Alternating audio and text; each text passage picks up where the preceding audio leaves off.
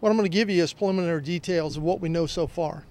This is an ongoing investigation, and what we'll do is give you an update right now, what we know right now, and we'll continue update you through the evening into tomorrow. What we know right now is earlier today, while investigating a theft crime in the Laurel, Beltsville area, 2 Prince George's County police officers spotted a vehicle described by witnesses near the Interstate 95.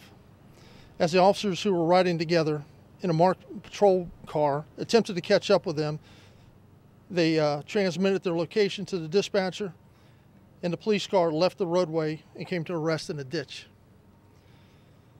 One officer was pronounced dead after being transported to this hospital. The other officer has non-life-threatening injuries, but multiple injuries, but he will survive. The suspect vehicle involved in at least one crime today is described as a silver Acura with temporary tags.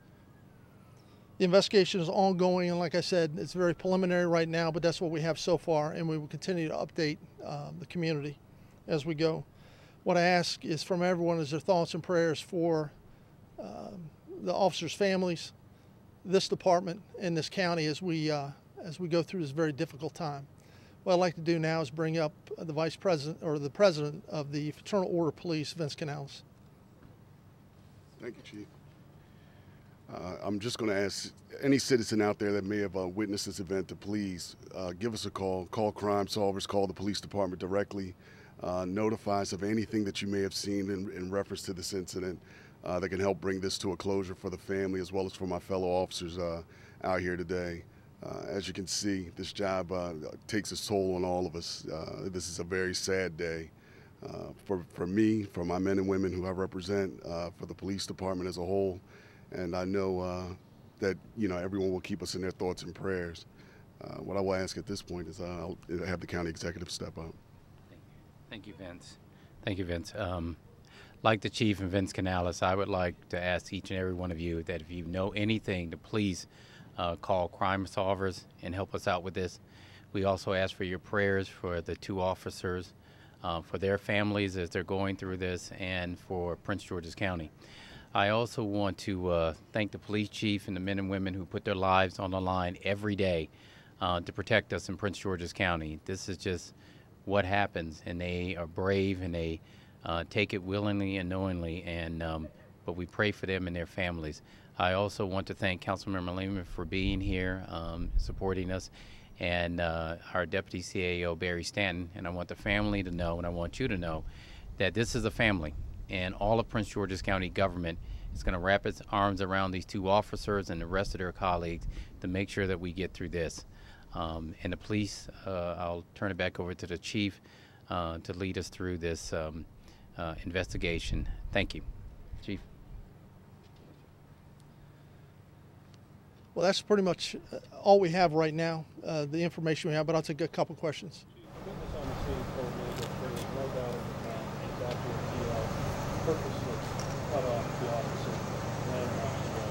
Is there evidence of that? They're still out on 95 collecting this evidence. I haven't heard that information. We haven't been able to speak to the officer who survived this accident, the details of it, but I don't have that information right now. When and how will you give us the identification? Well, the only reason we haven't so far, we would have done it today, but there's family members that need to be notified first, and that's the only reason we didn't give it to you right now. But it should be hopefully sometime this evening, and we will put that information out to you. Can you tell us anything about this officer, Chief? Veteran status or anything, family? The officer who died today is a young man, 23 years old, 2.5 years on the police department, was a police explorer at District 6 prior to that. His family, his mother is here now. We've spoken to her, and we're waiting on other family members to get here. So later on today or tomorrow, we'll put a whole dossier as far as their background on both officers to you. So. Can you tell us about the officer who survived? Also a young officer, year on the police department. I'm not sure what his age is, but they were riding together and did great work today. I mean, they were investigating a theft or attempt theft from auto. They saw a vehicle that they believed was a suspect vehicle, attempted to get behind it, and at some point lost control of their vehicle and left the roadway. it's tragic, but it just shows the courage and the dedication of these officers. So I'm very proud of them. Chief, do you know which officer was the driver? The deceased officer right now is who's driving. What's the condition of the surviving About officer? that they were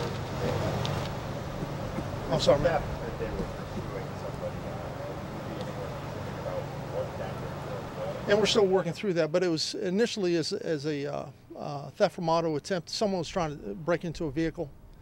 They were on the scene taking information, investigating that call for service when they observed this suspect vehicle and tried to catch up with it to get a tag number. So, sir? Sir, what is the condition of the surviving officer? He has non-life-threatening injuries. Right now, he has multiple injuries, but they're non-life-threatening at this time. So that's about all I can give you. Do we know how the officer died? How he died? Was he ejected from the car? He was ejected, yes, ma'am, and had massive head injuries. Was he wearing a seatbelt? That's under investigation right now. Chief, does he come from a family of law enforcement? Not that I know of, but he, like I said, he was an explorer at District 6. That's why this district station has taken it so hard. They've known him since he was 15, 16 years old. You know, he loved this department and what he did for a living. I don't know if he has any relatives in law enforcement, but he certainly loved this job. Did he come from that Car they were chasing excessively speeding. Open his what if they thought they saw the car going 100 miles an hour? Yeah, that's all under investigation. I can't tell you how fast the other car was going. But when we get a chance to interview the officer who survived, we should have a whole lot more information. So. Did the officer come from the neighborhood around 6th District? You mean live? Yes. I mean, it sounds like if he was there from 15 years old, that's where he grew up. Right. That's my understanding. I'm not quite sure where he's living now, but he was an explorer at that district. Went through the academy, became an officer, and was assigned to that district. What's an explorer? Explorer is a youth group that's run through the police department. It's affiliated with the Boys and Boy Scouts. Basically, young men and women in the community that have an interest in law enforcement. Once a week, once a month or so, they get with other officers and they're mentored, that type of thing. So it's a great program. So obviously had an interest at a young age to be an officer. So. Chief, Chief, you have plate number for the Acura? No, not at this time. You know Temporary tags is all we have. Do you know how many occupants there were in the Acura? No, sir. Chief, may I Who's ask- investigating? We are. Chief, May I ask Vince a question? This officer losing his life from behind the wheel points out the risks that police face, confront not just against weapons, but also when they go out in the regular commission of their jobs. Is that something that you talk to officers about, particularly when you're training them? Absolutely. This job is not an easy job by any means, and there's dangers in everything that we do, just about. But these officers were dedicated to doing their duty, and that's what they were doing, is following up on this theft report. There's dangers in everything we do, but especially driving skills and everything else is emphasized at the very beginning of the training. So. Reflect on what we're seeing over here, this turnout. I don't think I've ever seen this one. Well, you have to know that once a notification goes out like this of any officer being injured or being killed in the line of duty, there's going to be a mass outpouring of support for not only the family but for one another. What you're seeing over there right now is actually the men and women of the police department, as well as from other agencies who are represented here today, just coming out and paying respects to our fallen officer, paying respects to his family, and also paying their respects to the officer who's survived and now has got to heal and deal with this however he can in order to get by.